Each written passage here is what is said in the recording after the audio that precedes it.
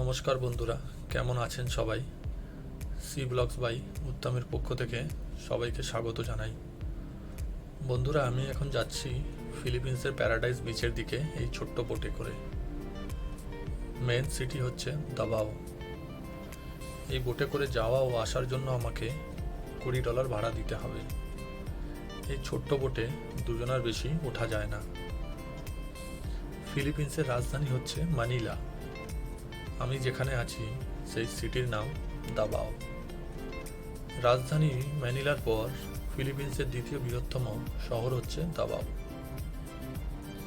ফিলিপিন্সের currency হচ্ছে peso. 1 peso মানে 1.43 Indian rupee. ফিলিপিন্সে অসংখ্য দ্বীপ দেখতে পাবেন।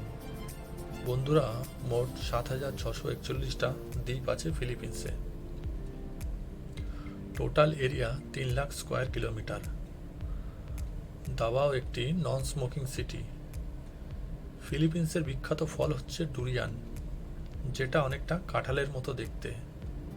এই ফলটার মধ্যে আপনি স্ট্রং স্মেল এবং ইউনিক টেস্ট পাবেন।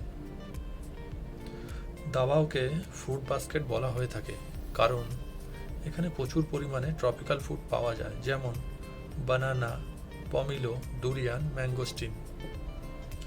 টুনা ফিশও প্রচুর পরিমাণে পাওয়া যায়। ফিলিপিন্সের মোস্ট পপুলার খাবার হচ্ছে গ্রিল টুনা বেলি এবং গ্রিল চিকেন। ফিলিপিন্সের লোকেরা ব্রেকফাস্ট, লাঞ্চ, ডিনারে ভাত খেয়ে থাকে।